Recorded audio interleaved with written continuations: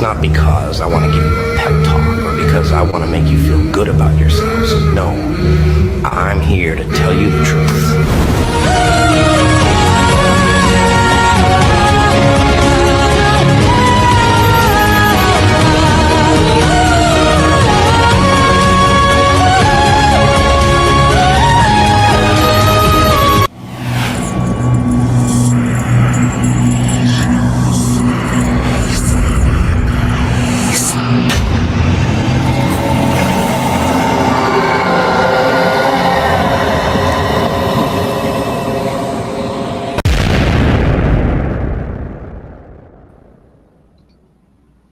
Hey, I hope that things are working. I tried to send a message or two in the message area, and it tells me I'm having troubles connecting. So hopefully you have good sound and that everything is working fine. Otherwise, this is going to be a rough bit of it. So I'll give it a moment to see how the sound's coming through. Let me know if you can hear me fine and all those good things, and then we'll get started promptly. Hello, Mallory. How are you? Sounds good. Fantastic. Okay. So hopefully that stays that way, because again, I got a timeout message saying that there was problems connecting with my internet connection, which is crazy. I've got 2 different internet service providers coming into my house, both with gig service. So I don't know why I would ever have problems with internet service, but stranger things have happened. So just wanted to welcome you all in.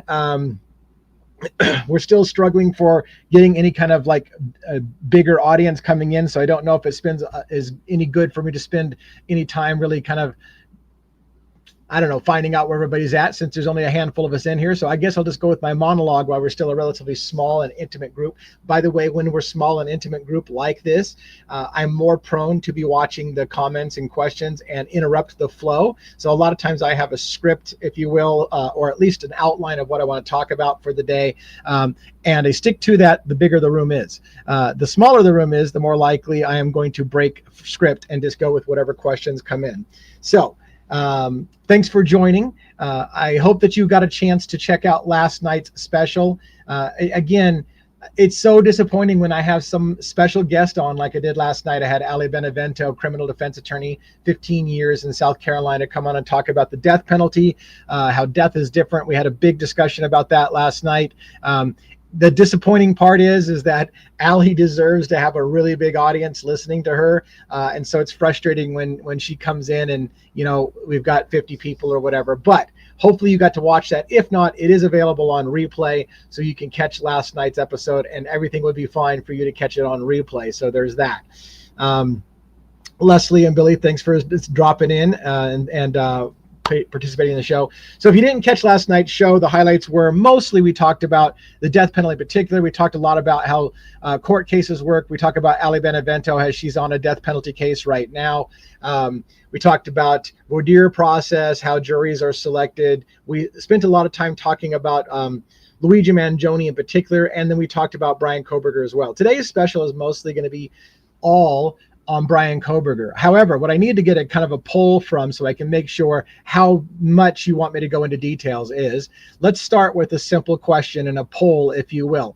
How many people have already seen the DoorDash driver Molly in her arrest, detention, if you will, from September, just this last September, where she says, yeah, I'm the DoorDash driver and I saw Brian there? How many watched that video and know all about that story, and you've heard so much about it that we can not cover it very much? So give me a 1 if you've heard all about it and you know everything about Molly the DoorDash driver from that September, that recent September. Now I'm going to ask a follow-on question about a video that came out yesterday is the first time I saw it, video from Molly from 6 months prior to that, and the year before. So a lot of ones. A lot of people have seen the Molly DoorDash driver thing from September. That's what I figured. Okay, good. All right. That's a good start for that. So how about the recent video that was put out? Now I saw it on Truth and Transparency. Also, Pavarotti had it. Pavarotti indicated that video actually came from another content creator. And so the video I'm talking about is the one where Corporal Payne stops Molly at night while door dashing in June. Have you seen that video? So let's do a 1 as well. If everybody has seen, how fast is the internet? Has the video that I just saw yesterday already been seen by everybody else? Yeah, Christie, Nevada, and also Pulse News, I think it was. So let's get a 1 if you saw that video as well. You guys are on top of it. Yeah, that one I thought was very recent. So I was Plunder. Yeah, Plunder. Sorry. Plunder News. So it looks like everybody in my audience is probably well educated. And so therefore, I won't have to spend probably time showing you the video itself or going into the video itself. I'm going to presume, because of the number of 1s and the number of people who have said they've already seen the video, and you probably already heard people talking ad nauseum. So now you're going to hear my comments. Now, if you don't want to hear my comments because you heard a million people talk about it, then of course check out. But if you want to hear my comments and my thoughts, we'll get into that a little bit. So we're going to talk about some of the confusions I have and some thoughts that I have on Molly McMichael's DoorDash confession / yeah, I'm the DoorDash driver and I'm going to testify against Luigi Mangione. We're going to talk about that. We're going to talk about some new surprise witnesses. Here's another question for the put a 1 in the room if you were aware of the new news articles that seem to be all of a sudden hitting about a prison guard in Pennsylvania coming forward now to testify against, or in, sorry, not against, the prison guard for Pennsylvania who's being requested to come to Idaho to testify as a potential witness in the case. That's relatively new news. Have you heard about the prison guard from Pennsylvania? Not prison guard. Yeah, prison guard. Yeah, jail guard that is being subpoenaed or potentially being subpoenaed to come to Idaho to talk about Brian Kohberger. A 1 as well. Has everybody heard about that case?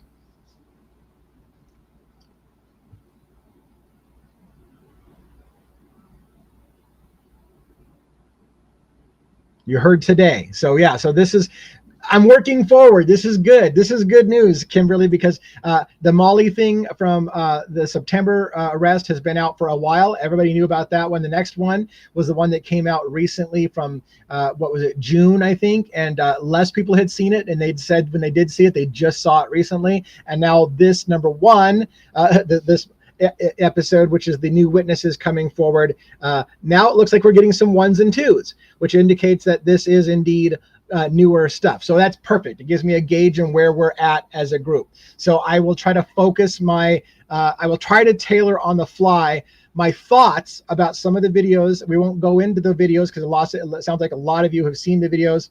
And I'm going to give you my thoughts. So let's talk about, let's see if I can pull up something on the screen here. Oh, and then we're going to, by the way, in the monologue, I talk about what I'm going to talk about, and then I start getting into it. So we're going to talk about that. We're going to talk a little bit about alternative suspects and the problem the defense is having with alternative suspects. We're going to talk about a couple of details potentially in Howard Bloom's new book, including a new shocker, if you will, that Howard Bloom is going to put out a paperback version of his book that we've been reading. I'm nearly finished with that. We'll talk about that. And he's going to have another afterward. So he's going to update his book. I've been reading his book. We're almost done with his book. And now he's got a new version of the book with a new chapter, which I'm not going to buy a second copy of his book just so I can read that chapter. We'll see if we can find it somehow other way. And then we'll talk about the new episode of Luigi's Bookshelf that just dropped today. We're reviewing Ted Kaczynski's Industrial Society and its future.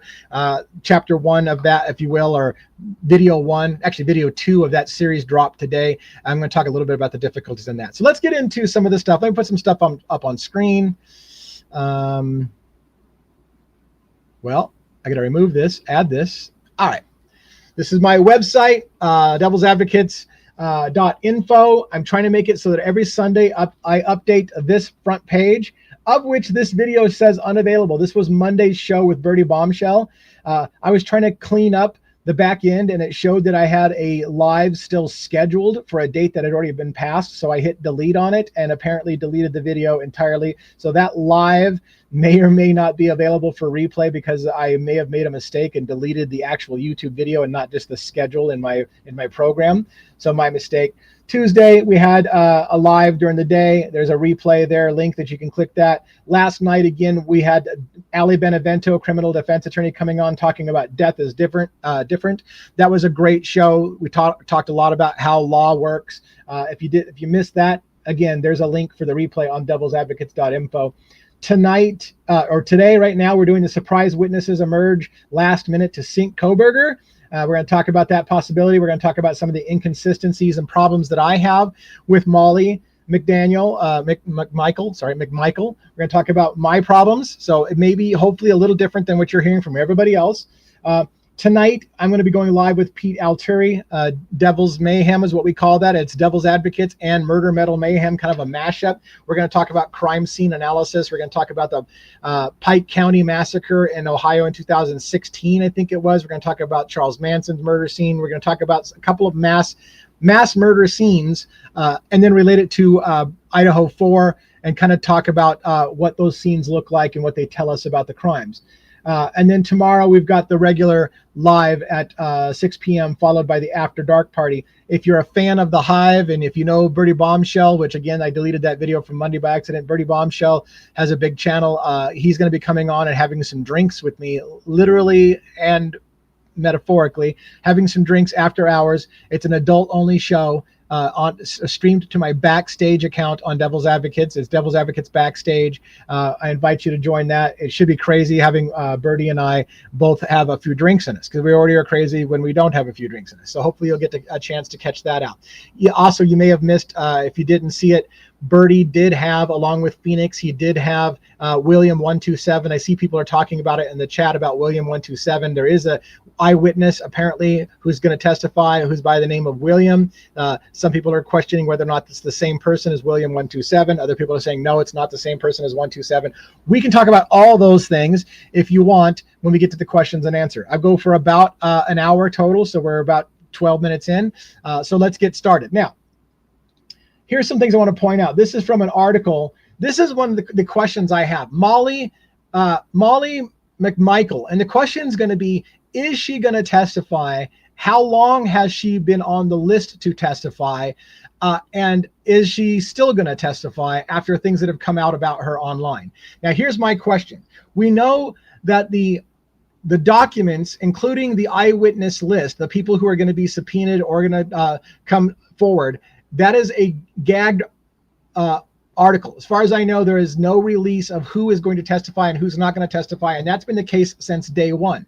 That was very early on. So the question that number one question in my mind is, has Molly always been on the list of witnesses they were going to call? Has it always been known that Molly literally saw Brian Kohberger that night, parked right next to him, and got a full facial identification of Brian Kohberger prior to going in? I don't believe that's the case. I don't believe Molly was originally on the list. I think Molly is a relatively new addition, and I think that things have gotten screwed up. That's my take. I think that Steve Gonzalez found out late that Molly saw Brian Kohberger there. That's why he came out in public at one point and said, late into the investigation, he said, I know it's the guy. They literally have seen him walking into the house, kind of something to that effect. I think that was a late admission after they got, in my opinion, this is my opinion, after they got to Molly McMichael. I don't know why I'm having so many problems. It's McMichael, right? Not McDaniel. I don't know why it's McMichael, right?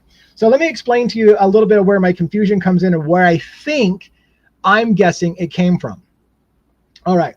This is from April 10th, 2025. Now, to put this in perspective, this is after the famous Molly camera, the body cam footage of Molly in September of 2024, where she says in the detention center on camera that, yeah, I'm the DoorDash driver. Yep, I'm the DoorDash driver. And I saw Brian there. I parked right next to him. It's very confusing. I think all of those things are very telltale, by the way. I think the fact that Molly repeatedly, it was almost like she was trying to reassure you. Yep, I'm the DoorDash driver. Yep, I'm the DoorDash driver. As if we didn't have that. We didn't know that already.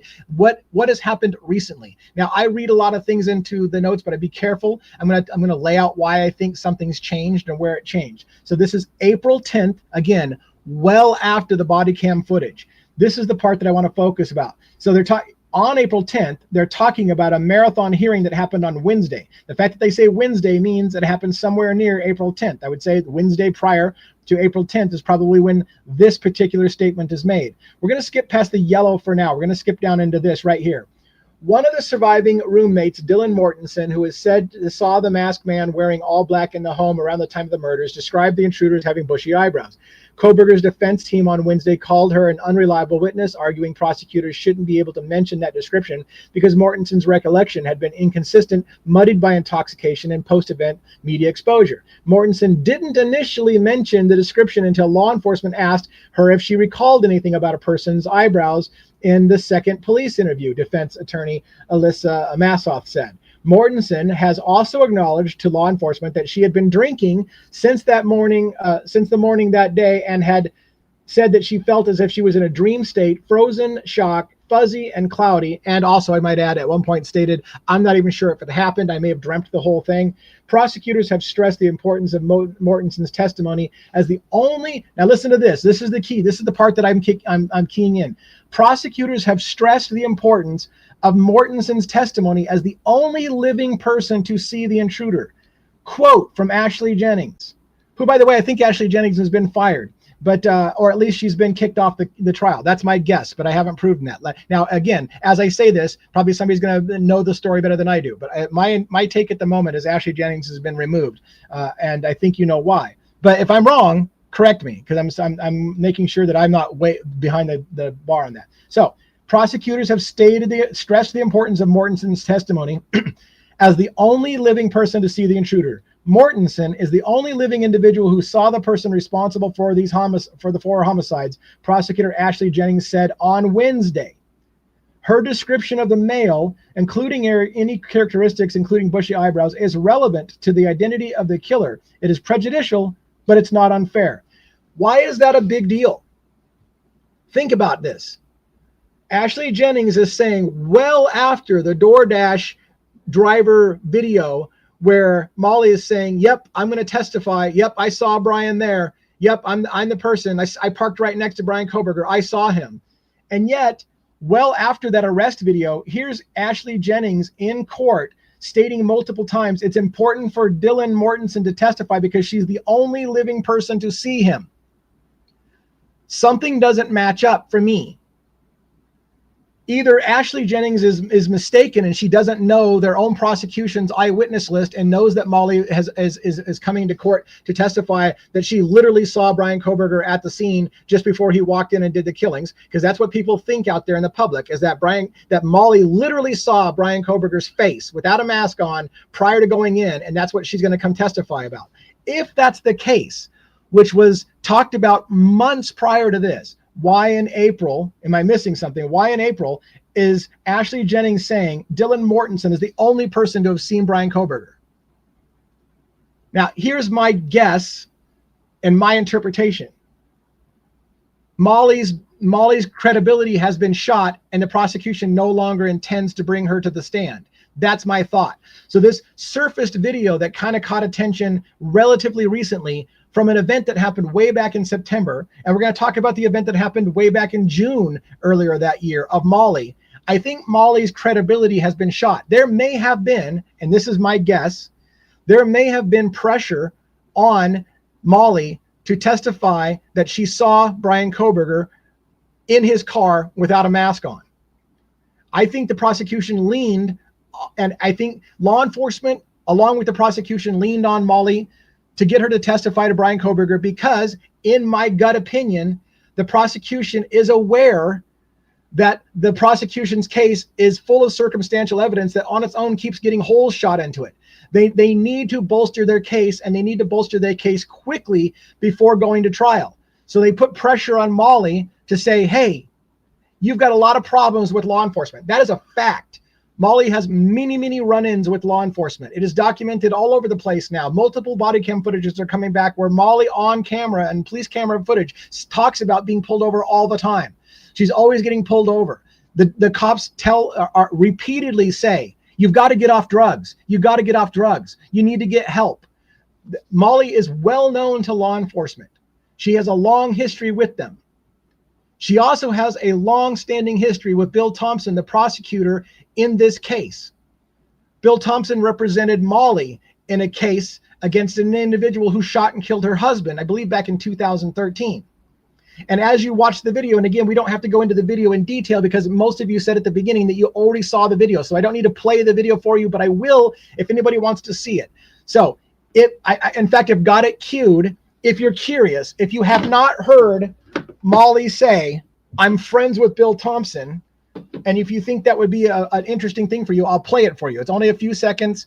I've got it queued up. I will play it if you want, but most of you probably heard it. So put a 1 if you want to see the little clip where Molly says, I'm friends with Bill Thompson during a stop. But most of you probably already know it. Did you see the kitten on the screen? That's hilarious. Yeah, he's apparently wanted to be part of the show. All right. So I think, did I say, let me know if you've seen it, and a 1 is if you've seen it, right? So I think people have seen it, right? All right. So where I'm going with this is my interpretation is this. Crystal hasn't seen it. Most people have seen it so far. Wow, this cat.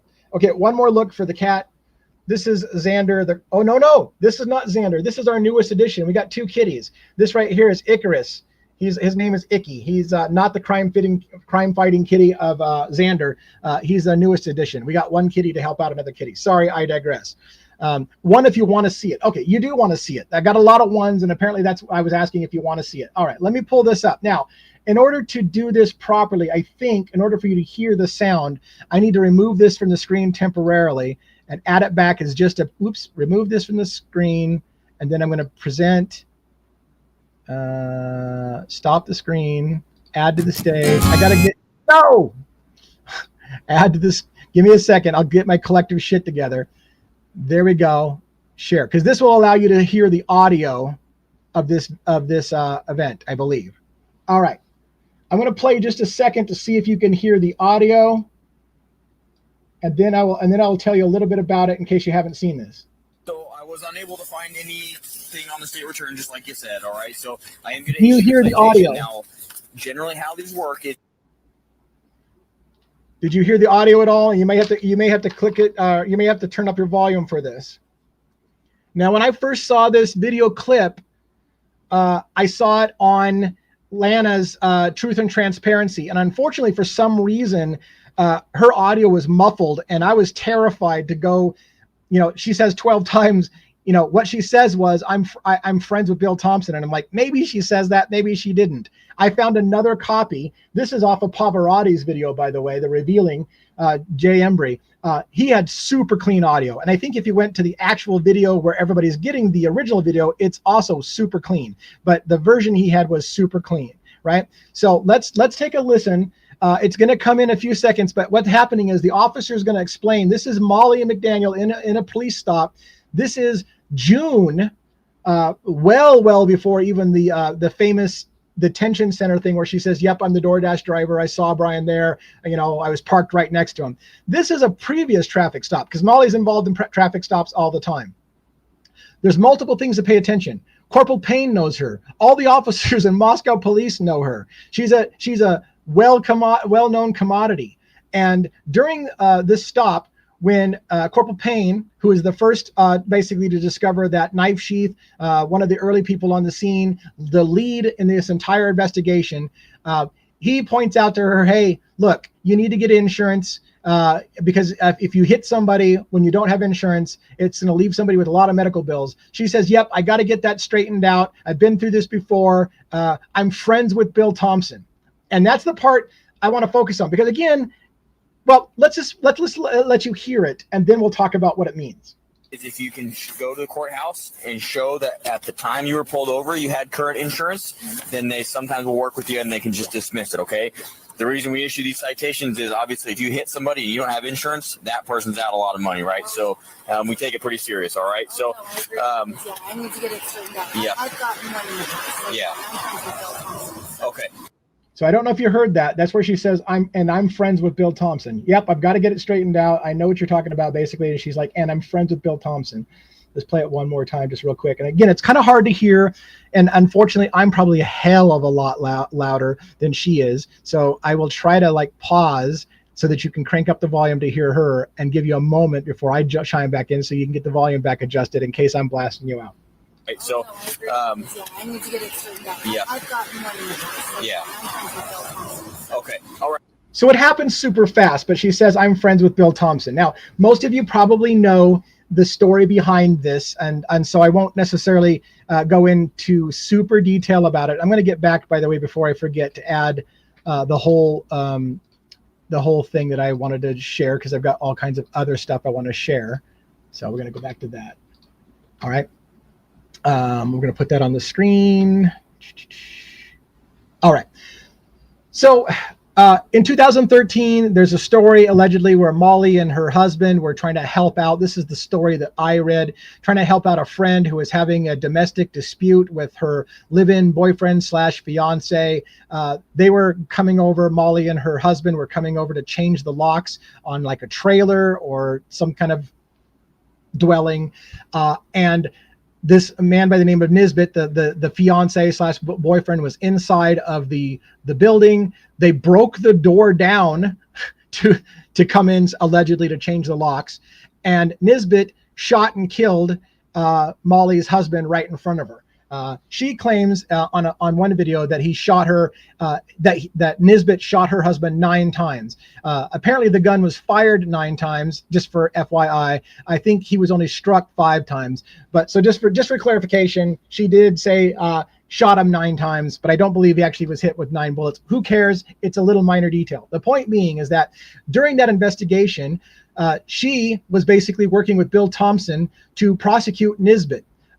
They were, I think, originally going for the death penalty. They dropped the death penalty because maybe it turned into a little confusion with the whole breaking and entering somebody else's dwelling. So now it's a matter of you were defending your home kind of thing. It probably added a lot of nuances to it. Whatever the case may be, there's also a video, which we won't play right now, where Molly is talking about how she's basically has a protective order. So Bill Thompson represented her going after Nisbet for shooting and killing her husband. That may have developed a friendship. Now, again, is Molly overstating her position? Are they truly friends? Or is she just like, hey, I know the guy and I'm going to name drop that I know Bill Thompson? Regardless of what the state being, she that is, she also, like I said, has an ongoing protection order against Nisbet to make sure that she's protected. So there's maybe an ongoing relationship with Bill Thompson. And again, if you're this person who's like, oh my God, you effing conspiracy theorist, you'll come up with anything you can to get Brian Kohberger off. That's not what we're trying to do. What we're trying to do is ask, did something change with Molly's testimony that at one point she was not going to testify? For example, at the very beginning of this, she wasn't going to testify. Somebody leaned on her to testify because as the case got closer, they needed more eyewitnesses because Dylan's credibility has been shot. In my opinion, hey, well, welcome, Angelina. Thanks for coming in. Brand new here. Thank you for coming in. So anyways, so did Dylan's credibility get shot? And so the prosecution went out and started looking, where can we dig up some more eyewitnesses, which is kind of the theme of today's show, is who all's coming out of the woodwork at the last minute for the prosecution to bolster their case by saying that we've got new eyewitnesses. We're going to talk about the prison guards. Now, before we get too far in the prison guards, let's finish the Molly thing. So when Molly says, I'm friends with Bill Thompson, does this lead to the possibility that Molly, who has many run-ins with law enforcement. Again, this is documented on many videos. Just search for Molly DoorDash body cam footage. It's all over the YouTube. All kinds of people have done. There's multiple body cam footages from multiple periods of time. It's easy to find, easy to follow. You'll get to break down the fact that Molly has a history. Her and her boyfriend, Jimmy, have a history with law enforcement and drugs. And, oh, by the way, as an interesting aside, Pavarotti gets a great hand clap for mentioning something that I haven't heard anybody else say, which was that during that, when Corporal Payne is typing in Molly's driver's license, we get to see the body cam footage from inside the police car. The system reminds him that Molly needs prescription eyewear. And as Pavarotti said, I'm just throwing this out there. Was Molly wearing her prescription eyewear the night that she saw Brian Kohberger in the car? Because that's going to come up as well. Like, even if Molly was there, even if you can believe her testimony, even if you can believe that Molly was not leaned on by law enforcement with an inside personal friendship with Bill Thompson, even if you can throw all that bullshit aside, was she wearing her prescription eyeglasses? Did she truly see Brian Kohberger sitting beside her plain as effing day? And are we going to use her as the eyewitness that now we have definitive proof Brian Kohberger was at the scene and in the house because the DoorDash driver was parked right beside him, and that Brian didn't see her, but she saw him, got a full facial identification with or without those prescription eyeglasses, and with or without you having been leaned on by the law enforcement to come forward and testify to bolster what is their only eyewitness, which is Dylan Mortensen. And again, let's not underestimate the importance of this right here. I'm going to blow it up on screen. Right? Prosecutors have stressed the importance of Mortensen's testimony as the only living person to have seen the intruder. Quote, Mortensen is the only living individual who saw the person responsible for the 4 homicide, prosecutor Ashley Jennings said on Wednesday. Her description of the male, including characteristics, bushy eyebrows, is relevant to identify the killer. It's prejudicial, but it's not unfair.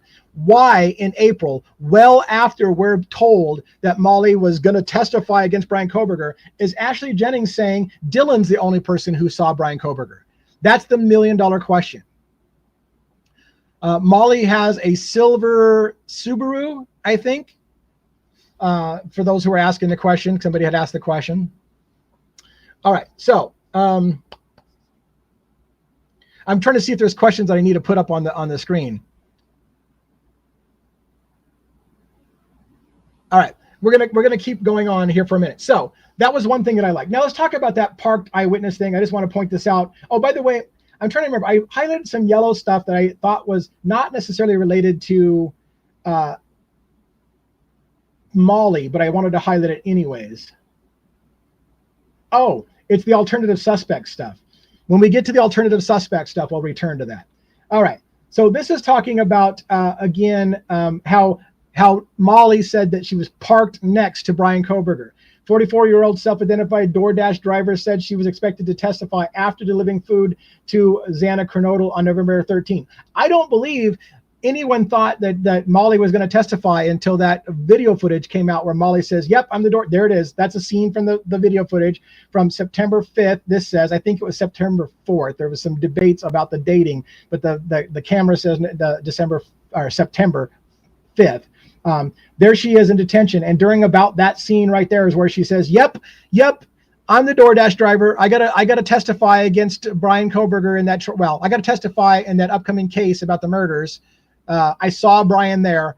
And then she adds a statement that I didn't get the isolated audio for you, unfortunately, where she says, it's very confusing. That's what I hear her say. I saw Brian Kohberger there. I saw him. It's very confusing. And I'm like, what's confusing to you? What's confused? I think she's mixed up in something where she's being pressured. She's being leaned on to come forward. And in fact, a long video. And I think if you go to this video right here, in fact, I might be able to skip forward to it. There she is in the back of the car. Now I'm going to show just some screenshots. See, this video comes from Plunder True Crime. During this whole thing, you see an officer talking to Molly in the back of the squad car about how she's on drugs, how they've had many problems with her on drugs, and her primary concern is, at some point, this is going to screw my testimony against Brian Kohberger. That's one of the things that she states. She's, oh my God, this is horrible. This is going to screw my testimony against Brian Kohberger. And the female officer who's taking her to the detention center says, I don't think the DUI is going to have a problem. I think the bigger problem you have is the drugs. And she's like, yeah, true. But anyways, Molly's clearly, in my opinion, Molly has recently, as of this arrest, been asked to testify against Brian Kohberger. Somebody has come forward and put pressure on Molly to come forward. And now she's super concerned. She's freaked out that she's just screwed. I'm going to totally give you an opinion. She's just screwed a deal that she's made, is my opinion for what it feels like. She's made an agreement to testify, relatively new agreement, I think, to testify. And now she's afraid that her deal is going to fall through because she's getting busted for a stupid DUI. And she's pissed. Crap. Now my deal may be off the table. I won't be surprised. I will not be surprised if we find out later on that Molly had a deal on the table that got pulled, that they were going to pull her in to testify against Brian Kohberger as a surprise last-minute witness that saw her there, and then she screwed herself by getting herself busted once again. And their frustration is, Molly, what the hell, man? Just stay out of trouble long enough for you to get you on stand and testify against this MFer. That's the attitude I feel they have. God damn it, Molly. Why can't you stay out of trouble just long enough to testify against Kohberger? That's all we need you for. And you can't do it. You can't stay out of trouble. What's wrong with you? That's the interpretation I have from that attitude. So again, she says in here, just a quick, now I have to, so in the video, the woman opened up about her stressors in her life after officers accused her of looking like she was on drugs. Now I have to testify. This is a key word to me. Now I have to testify in a big murder case too, she said, speaking up about the slaughtering of the 4 students. I'm the DoorDash driver. I saw Brian. I parked right next to him. These are things that she said. Maybe I'm making too much of this that you guys think. By the way, this article is a relatively new article, right? I think this is, June 18, 2025. In this article about this arrest in September, she uses the phrase more than once, I believe. Now I have to testify. I'm reading between the lines, but I honestly believe that Molly was not going to testify in this case at the very beginning. I don't believe Molly was on the list at the beginning. I think somebody leaned on Molly at some point because she has a history with drugs. Everyone in the law enforcement knows her. Bill Thompson, according to her, I'm friends with Bill Thompson. So if Bill Thompson is trying to make his last case, because apparently this is Bill Thompson's last hurrah. This is his last case. He's done. He's going to retire. That's what I've been told. So this is his last case. Now he's having problems because the defense is poking more and more holes into the cell phone data, more and more holes into Dylan Mortensen being a credible eyewitness. So now all of a sudden we need to get some eyewitnesses and we need to get them fast. So they lean on Molly, and now she's coming and she's saying, now I have to testify. Why haven't you had to testify for the past 2.5 years? Why haven't we heard shit from you for 2.5 years? Why now do you need to come forward to testify against Brian Kohberger? Every part of me says that she was leaned on. And every part of me says the answer to what happened was here, where she got busted, and now all of a sudden the story is changing. Mortensen is the only living individual. I don't know that Molly is going to testify. I don't know that she is. All right. So you had a statement here that's saying that she parked next to him. I think I got 2 articles. I don't know why I needed 2 to show you the same thing. I'm the DoorDash driver. She says to the Idaho Statesman, I saw Brian. I parked right next to him. The DoorDash driver is named as a witness in court documents and only identified as MM. It is unclear if MM will testify now that the viral video has surfaced. Look at that. It is unclear if Molly is going to testify now that the viral video has surfaced. I bet you not. I honestly think that's why Ashley Jennings changed her tune in April, saying that Dylan is the only person, because I feel, my gut tells me Molly's been compromised, too much has come out. And by the way, this is a kudos to the internet sleuth community, who mainstream media wants to shame us for doing research. People like, Truth and Transparency and Pavarotti doing great research, and they want to shame them as stay in your own lane, right? Don't come into the media's lane. That's our job to report on the news. And yet these people are actually breaking the story to the point that this may not be a credible witness anymore, because people are doing their own research and filing requests for body cam footage due to Freedom of Information requests, and we're getting body cam footage just blowing the whole lid off of, I was friends with Bill Thompson. If you're friends with Bill Thompson and he needs to make his case on the way out, did he lean on you, and did that get screwed up when you can't stop getting yourself arrested all the time? All right. Now let's talk about those. So we have a little bit of time. I'm on time.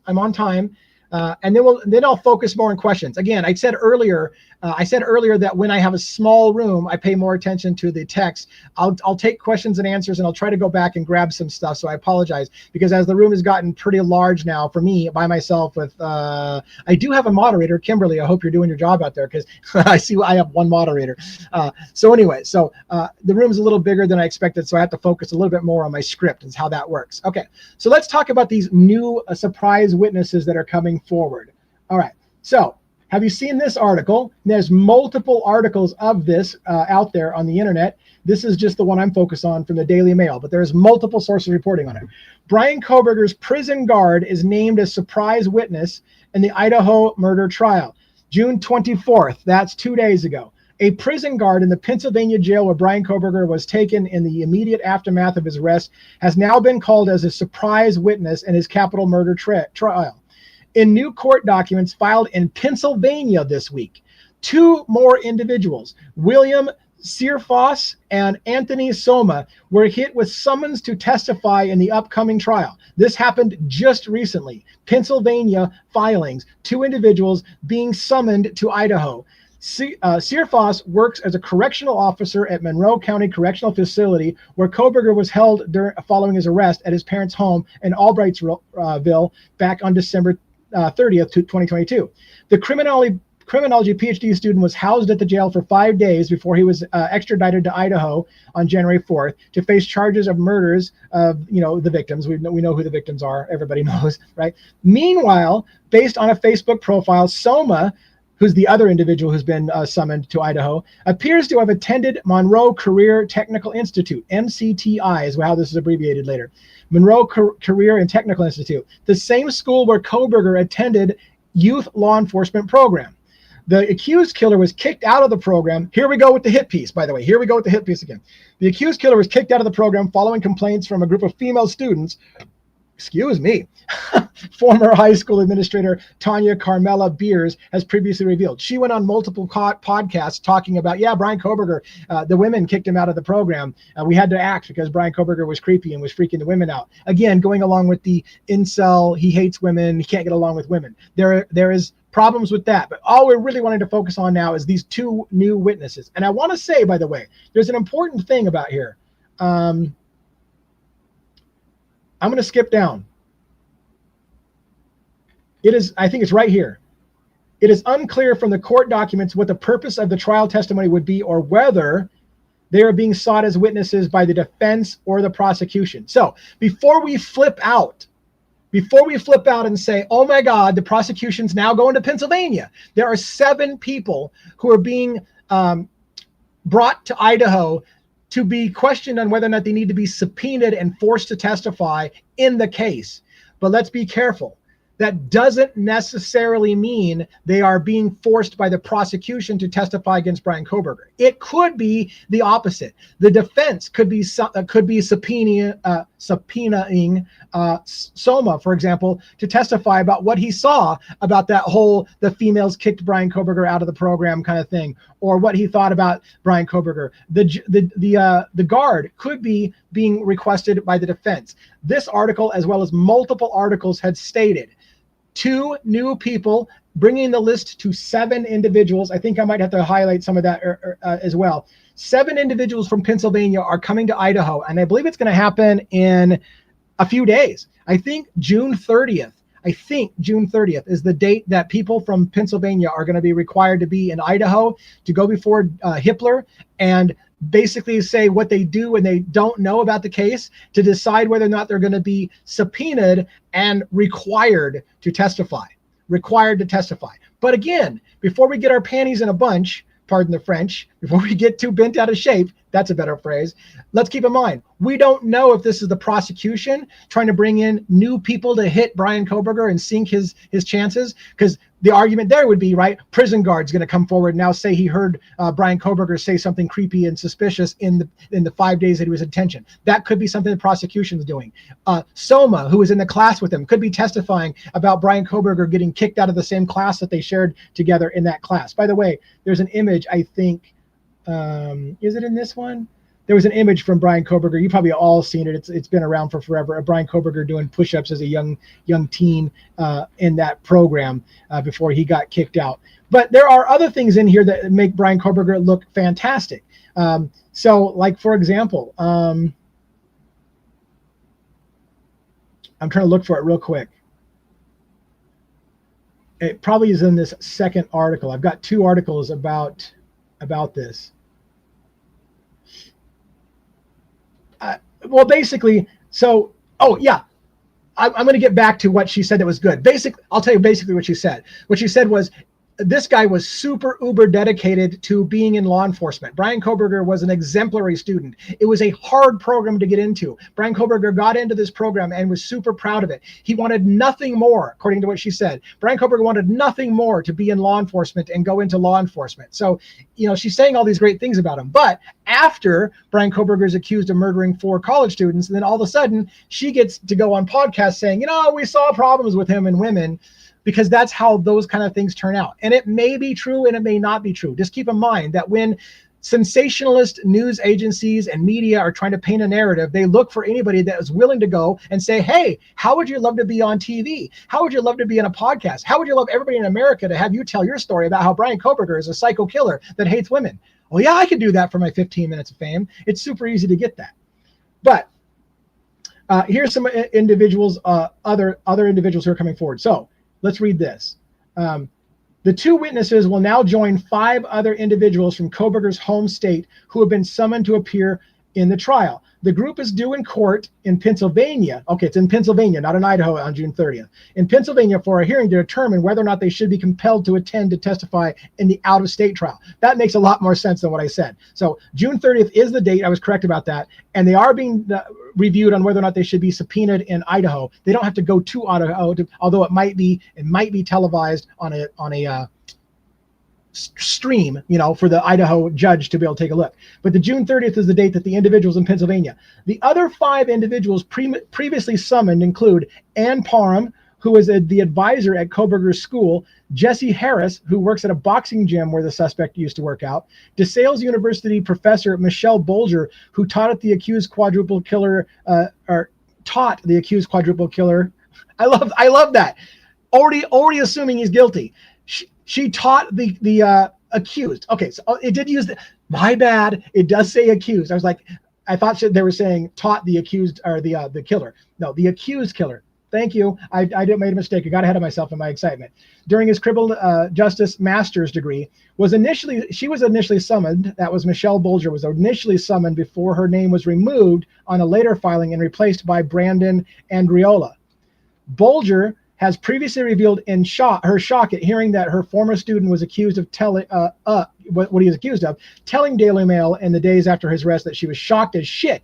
I'm shocked as shit at what he's been accused of. I don't believe it, but I get it, she said. He's a brilliant student, she added.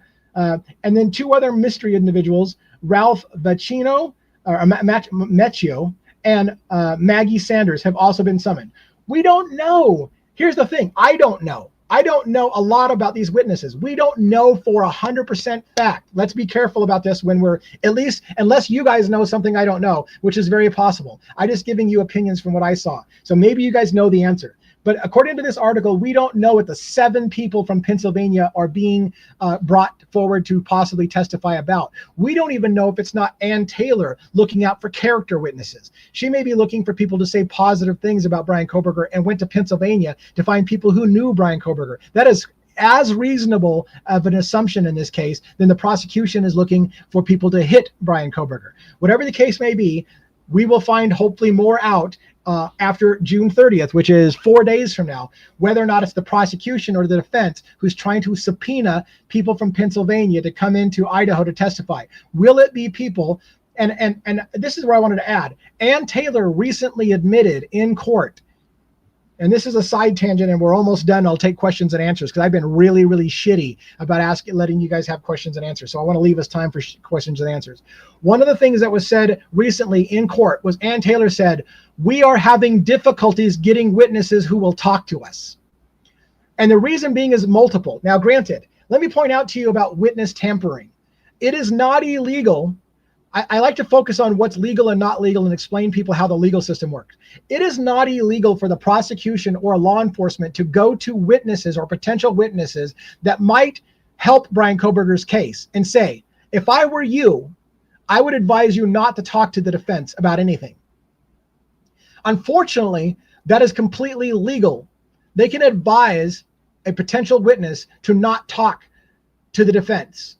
What they can't do is say, do not talk to the defense until after you run it by us. Do not talk to the defense or anyone about this case unless you come to us first. Don't do this, don't do that. They can't tell you what to do, but unfortunately they can advise you on what you should do. Most people in America like to work with law enforcement. So if law enforcement comes to you proactively, or the prosecution comes proactively and says, look, there's a horrendous killer at Pullman who just slaughtered 4 girls, and the prosecutions or the defense is going to do everything they can to get this sycomaniac killer off the street, or and out on the streets again. So I highly advise you not to talk to any of those assholes, because you might say something inadvertently that will help their client. That technically is not illegal, as shameful as it is. Right? They can say, I advise you not to talk to the defense. So Ann Taylor has admitted in court, we're having problems getting people to talk to us because the court of a public opinion, I keep adding an extra A, the court of a public opinion. I don't know, I'm adding an extra A somewhere in there. The court of public opinion has already convinced America, for the large part, by and large, except for a few handful of us YouTubers who are assholes and insane, that Brian Kohberger is guilty before he even steps in the courtroom. I have people all the time telling me, wake up, when are you going to realize this guy's guilty? Just shoot him already and get it done with. We don't even need to have a trial. Let's just save up the taxpayers' money. The guy's guilty. Well, I believe in the presumption of innocence until proven guilty in a court of law. But the problem is Ann Taylor's having problems with people being willing to testify about anything. Nobody wants to talk to the defense. Nobody wants to touch it with the 10-foot pole because they've been told the guy's a killer. And anybody that comes out like myself who says, wait the effing minute, how about let's presume innocence until proven guilty in a court of law? Well, screw that devil's advocates guy. That guy's an asshole. He's trying to get a killer off. No, F you. Like, I'm just trying to support the legal system. We should presume Brian Kohberger's innocence until proven guilty beyond a reasonable doubt by a jury of his peers, not by mainstream media, not by Howard Bloom, not by James Peterson, not by CNN or any freaking asshole out there in the media. We should let a jury of his peers who haven't heard the hit pieces come and look at the evidence for themselves and say, is that guy guilty? And like in the Karen Reed case where a juror was asked about it, well, if Karen Reed didn't do it, who did it? And his response is, not my problem. My problem is to say, did the prosecution make an argument beyond a reasonable doubt that this person did it? Let's hope to God that our justice system seats a good jury and that Brian Kohberger has a fair trial. And again, at the end of the day, I've said this a million times and I'll say it again. If Brian Kohberger is guilty, I want him to get his just penance. I want him to serve his time or to be executed or wherever the case may be. Let's not get into the whole death penalty thing. I just had a death penalty specialist on last night who is like, there's no case in which we should have the death penalty. And I can see her argument. So I'm not even saying that. What I'm saying is whatever the just penalty is, if he's guilty, that should be the case. But let's not assume Brian Kohberger is guilty before he has his day in trial, because there is a monumental amount of circumstantial evidence coming out. Molly McMichaels, I have reason to believe, was leaned on, and then she screwed her own testimony when she kept getting herself arrested for drugs and DUI. And now all of a sudden, Ashley Jennings like, well, the only person who saw Brian Kohberger that night is Brian. I'm not sure she's coming forward. And I'm not sure 100% that these people in Pennsylvania are being called by the prosecution or the defense. All right, let's give some time for you guys, because I don't think I've taken a breath this entire time. Thank you, by the way, 1,000,000%. This is the first time by myself that I've had 157 people watching the show. Normally I have to be going with Bertie Bombshell or Pete Alteri or somebody that has big clout in the true crime space to get an audience this big. Thank you for my record number. It's still at 161. We're going higher. Let's take a moment now for me to take a breath, look through some comments and see if you've got a comment you missed, rather than me trying to scroll up and back all the time, take your favorite comment and post it again. I'll take some time to answer some questions and answers about the case, or your thoughts.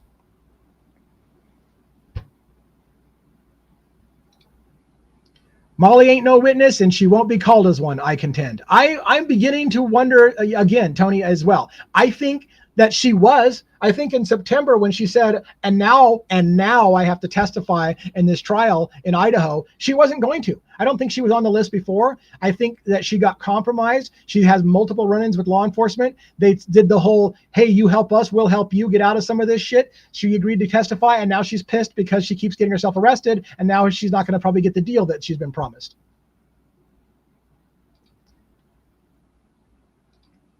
What about the cops finding Maddie's jacket? What did in the coat? Joey, that's a great question. I'm well aware of the coat issue and the Maddie coat thing. I'm not willing, unfortunately, to get into that right now, but I don't want to just blow you off and not address it. It's a good question. Maybe I will weigh in on that, but not today. I have reasons why I'm kind of being tentative on that, but thanks you for asking the question.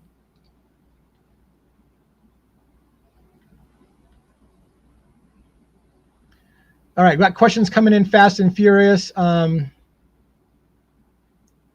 Taking a look. Bill Thompson is on the Brady list. Doesn't that even mean anything? He's doing the exact thing right now.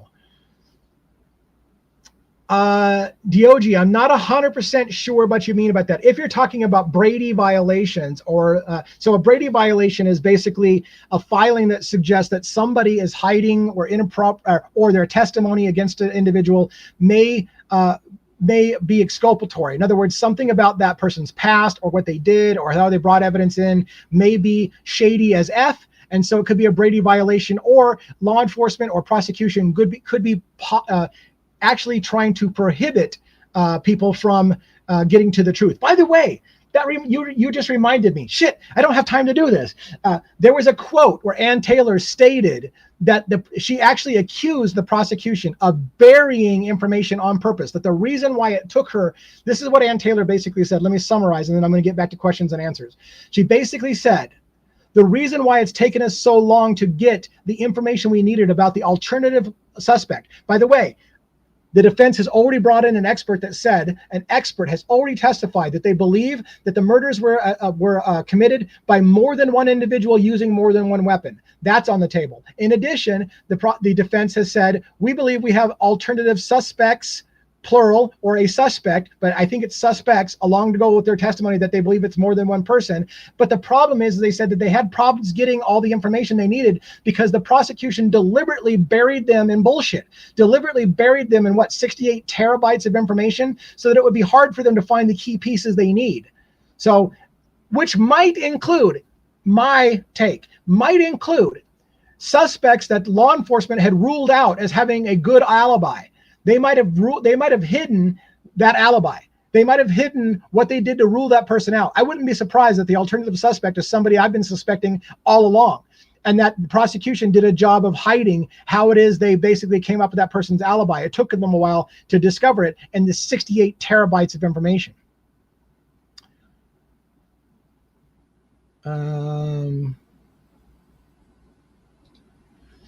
David Bird says, is it just me, or is it fanciful to believe a criminology student would kill 4 people having been seen by a woman in an adjacent car? I have gone on that rant so many times. I will try to make the rant small because I go on the rant too much. It makes zero effing sense for some people to simultaneously say, because Brian Kohberger is a criminology a criminology student and PhD candidate, he's smart enough to know how to do these murders and get out of the scene without tracking any of the DNA out to his car or leaving anything other than that one little tiny mistake at the crime scene. And yet you're telling me that same criminology student who's so effing smart doesn't know to leave his fucking phone behind at his apartment before going to a murder, doesn't know how to not take his own car through a town full of cameras everywhere to be caught on every single camera in town. He doesn't know. How many things does Brian Kohberger not know as a criminology student that you want us to believe a criminology student is so freaking smart that he doesn't track DNA out, but he's dumb enough to take his phone and his car to the killing scene? Makes no sense to me.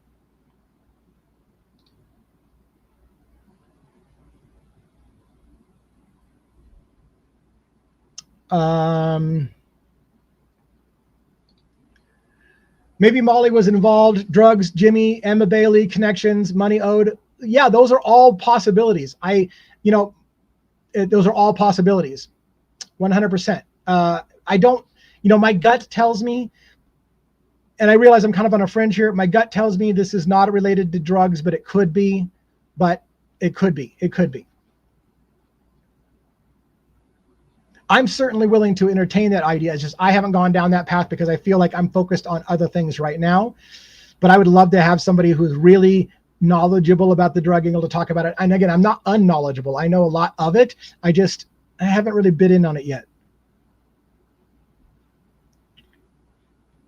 Okay, I'm trying to look through my comments here.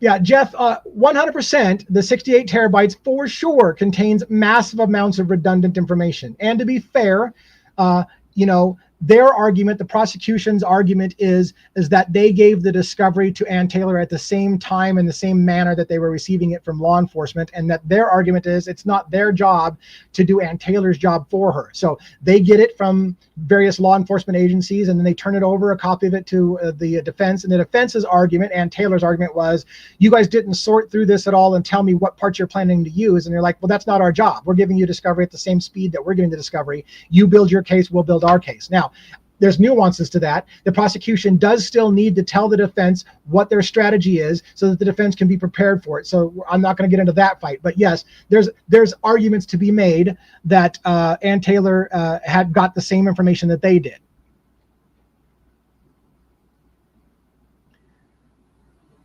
Diana from Green Bay, Wisconsin.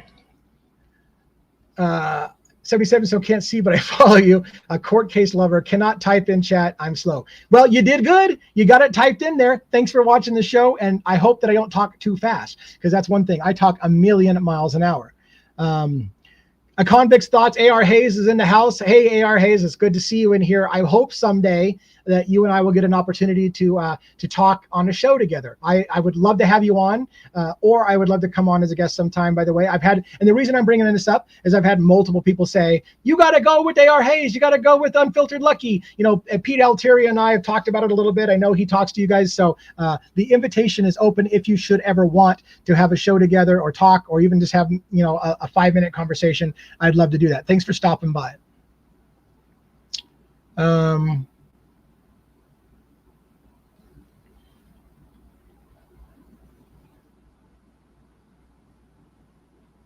I'm looking through to see if there's any last minute things. I'm at the 1 hour mark. I usually go about an hour. Big room, so I don't want to necessarily kill it if there's lots of stuff to talk about. But just to let you know, so before we wrap up, I'm going to continue to look for some last minute questions in here. I want to thank you all for coming. Again, let me tell you something about the difference between my channel right now and other channels. I don't tend to be the one to put in the FOIA requests and get the body cam footage and be the first to break it and break it down. I am kind of a more reserved guy. I watch what's being put out there and I form my opinions, and then I share with you my opinions from what's out there based on the best gut feelings I get from it. So if you're watching my show because you want to be on the breaking edge, just as I demonstrated today, I'm talking about videos you have all seen. You've all seen it because everybody else is the first. I will almost never be the first to beat somebody to the punch with the brand new latest video. What I want to do is I want to sit with that video for a little bit. I want to think about it. I want to really come up with my opinions about it, dig into a little bit, and add some extra thought that hasn't been said. So that, in that regard, I would say my show is probably a little behind other people who like to be on the cutting edge. I like to really vet things, which is, again, why I don't go down a lot of isolated audio things where you take a brand new audio and you break it down and you do noise filtering on the fly and say, what do you hear? I hear this. Do you hear that? That's not my thing.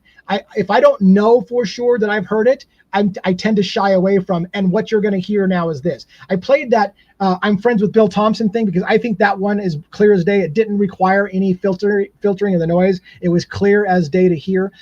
Thank you, Sherry, by the way, for coming in. First time watcher. Thank you so much for being here.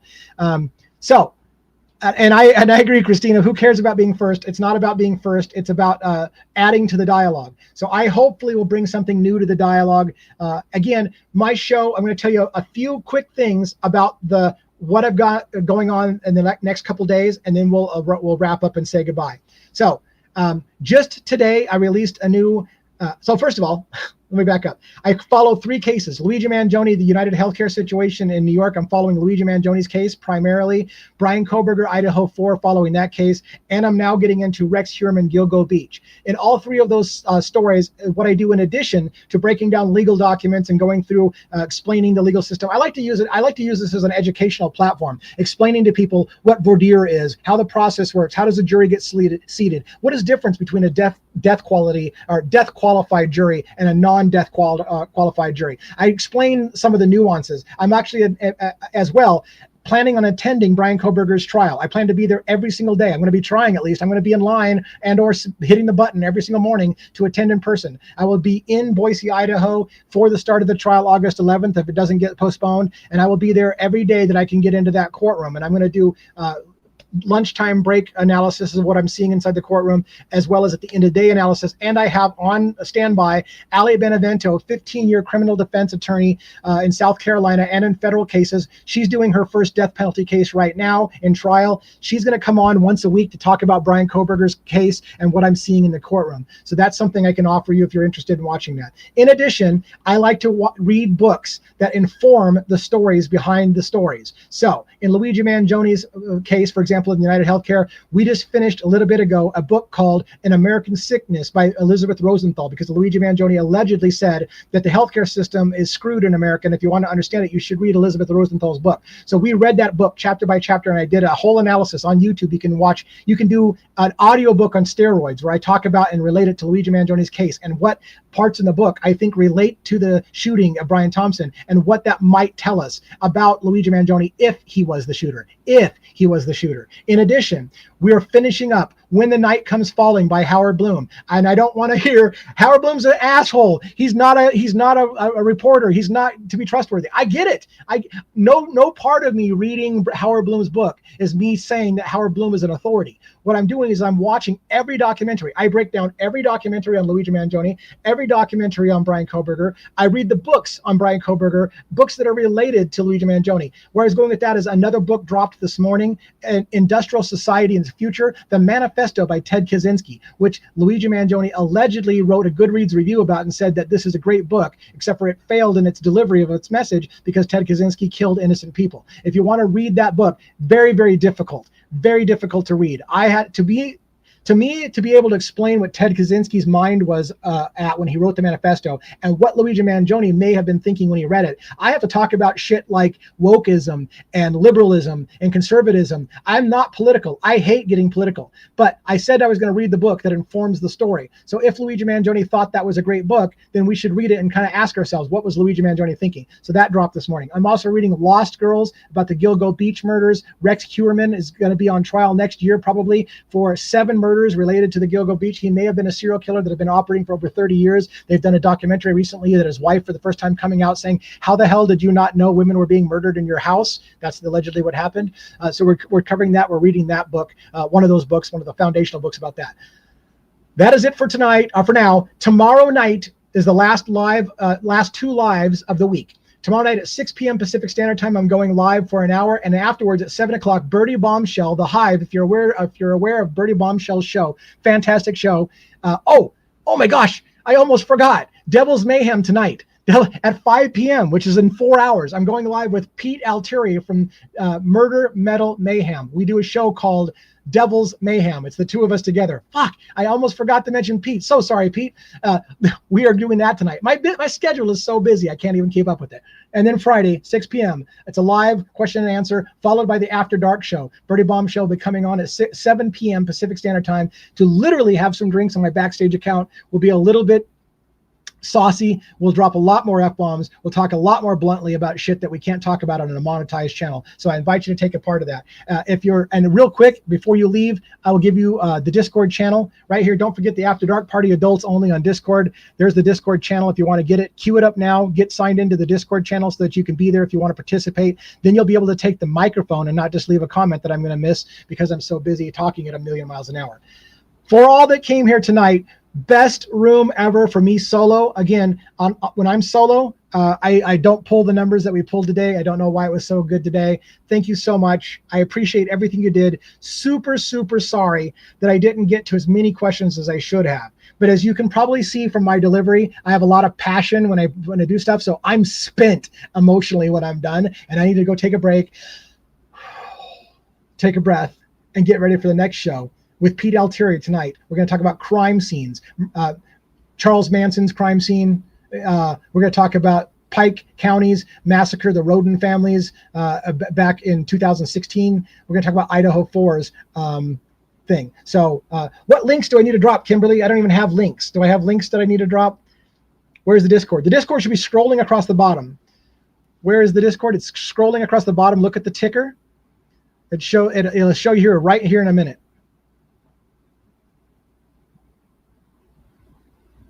So here it comes, Discord. Discord.gg 73PG62NK2T. Case sensitive, by the way. Make sure you get all that right. That should be able to help you get into the Discord channel. And I can maybe try and copy and paste it real quick, but I know that everybody's getting ready to leave. So hopefully you guys can get that from the thing. I'll get better at providing my details in the future for sure. All right.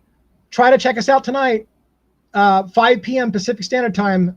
Pete Altieri, Murder, Metal, Mayhem, and myself talking about crime scene analysis. Thank you all so much for coming, and have a good day.